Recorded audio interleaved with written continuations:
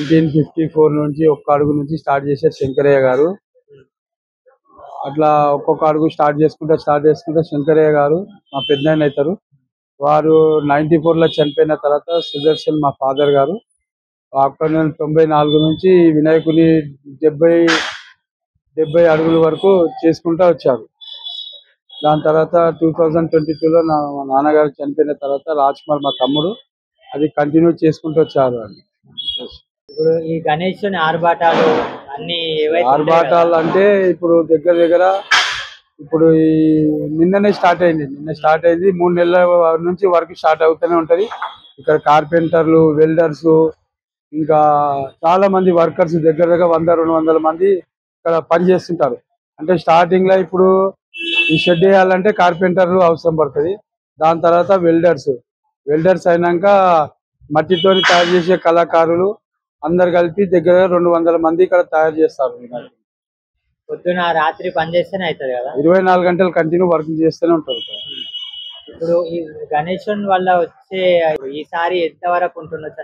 ఈ దాకా అయితే 1 కోటి వరకు వస్తారు. పబ్లిక్ వస్తూనే ఉంటారు. పబ్లిక్ గుంపులు ఈ సమ్మక్క సారక్క మేడారం జాతర కంటే ఎక్కువ వస్తున్నారు. ఈ 2 సంవత్సరాల నుంచి ఎక్కువ సమ్మక్క సారక్క జాతర ఎట్లయితే ఉంటుందో అదే విధంగా ఇక్కడ కూడా చాలా పబ్లిక్ వస్తూ ఉంటారు.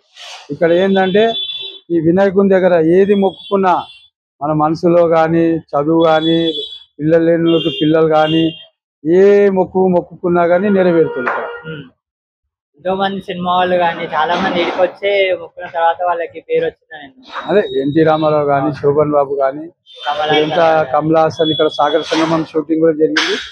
తర్వాత భారత్ బంద్ ఒకటి, కొన్ని సినిమాలు కూడా ఇక్కడ జరిగిపోవడం జరిగింది.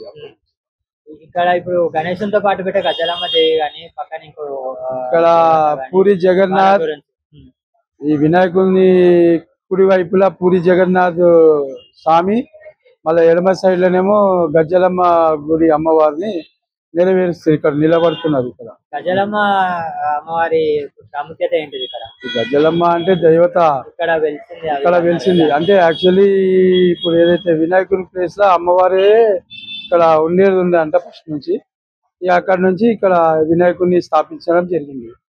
అట్లా ఈ సంవత్సరం ప్రతి సంవత్సరం ఒక్కొక్క వెరైటీగా ఒక్కొక్క రూపంలో అమ్మవారు కానీ, వినాయకుడిని సైడ్ లో ఒక్కొక్క రూపంలో ఒక్కొక్క అమ్మవారు కానీ, అన్ని దేవతలు అందరూ వస్తుంటారు ఒక్కొక్క రూపంలో. గణేశుని తయారీ కోసం అవసరమయ్యే ఫండ్స్ అన్ని కూడా ప్రజల నుంచి వచ్చినాయి కాకుండా గవర్నమెంట్ తరఫున ఏమైనా సహాయం ఉంటుందా? ఇప్పుడు ఏదైతే రూపాయి, 2 రూపాయలు, 10 రూపాయలు, 50 రూపాయలు అయితే భక్తులు ఏదైతే చందాలుగా ఇస్తారో ఆ భక్తులు ఇచ్చే కానుకల పైన ఇంత పెద్ద విగ్రహం తయారవుతుంది. మా పెద్దనాయన కౌన్సిలర్ ఉండే ఒకప్పుడు ఈ యొక్క బిల్డింగ్ స్థాపించడం జరిగింది.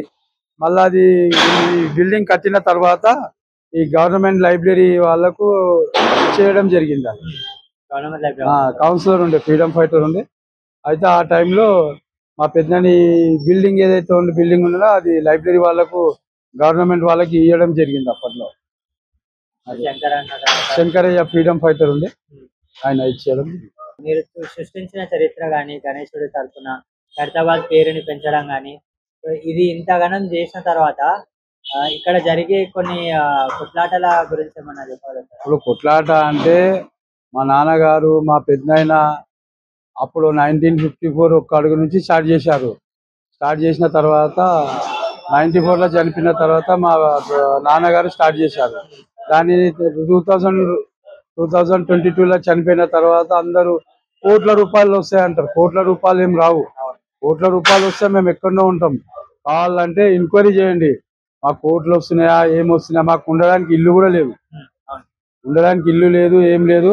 ఏంటంటే 1954 నుంచి మా పెద్దనాయన శంకరయ్య గారు ఒక్క అడుగు నుంచి పెట్టారు. ఆయన ఆ గణేశుని ఆశీర్వాదమే.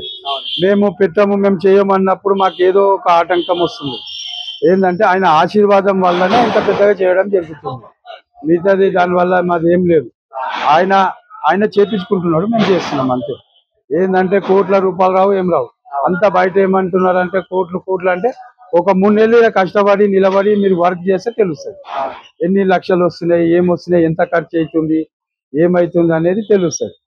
ఖాళీ మాట్లాడాలంటే మాట్లాడతారు. ఒక మనిషి అన్నప్పుడు ఈయన నిలబడి మీరు నిలబడి 3 నెలలు వేరు, 10 రోజులు మళ్ళా పండుగ 10 రోజులు వేరు. ఆ రోజులు మీరు నిలబడి చేసి చూస్తే మీకు అర్థమవుతుంది ఎన్ని కోట్లు వస్తున్నాయా, ఏమొస్తున్నాయా, అసలు మనం ఖర్చు పెట్టిన డబ్బు కూడా మనకు వస్తుందా.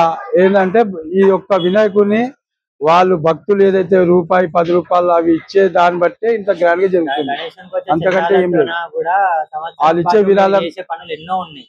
అది మాత్రం ఎవరికి తెలియదు. ఇప్పుడు ఆయన ఆశీర్వాదం అంతే. మాకు అవును. ఏది ఉన్నా ఏమున్నా కానీ ఆ గణేశుని ఆశీర్వాదం వల్లనే ఇంతవరకు జరగడం జరుగుతుంది. ఇంకా ముందు కూడా జరుగుతూనే ఉంటది, నడుస్తూనే ఉంటది. కానీ ఇక ఆయన ఆశీర్వాదం అంతే. భక్తులు కూడా జాగ్రత్తగా ఉండి ఇక్కడ పబ్లిక్ ఎక్కువ ఉన్న టైంలో దర్శనం చేసుకొని బయటకి నుంచి దర్శనం చేసుకొని పోగలని మనం చూస్తున్నాం. ఇక్కడ వచ్చి దర్శనం చేసుకోవాలి, ఎక్కువ రష్ ఉన్నప్పుడు దూరంకి చేసుకొని పోగలని మనం. పిల్లలు, మీ పిల్లలు కానీ వాళ్ళు చిన్న పిల్లలు వాళ్ళు ఉంటారు. ఎంత మటుకు అయితే సామాన్యంగా అయితే పొద్దున పూట వస్తే చాలా బాగుంటుంది. పబ్లిక్ ఉండదు, ఏముండదు, దర్శనం చేసుకొని కూడా పోవచ్చు.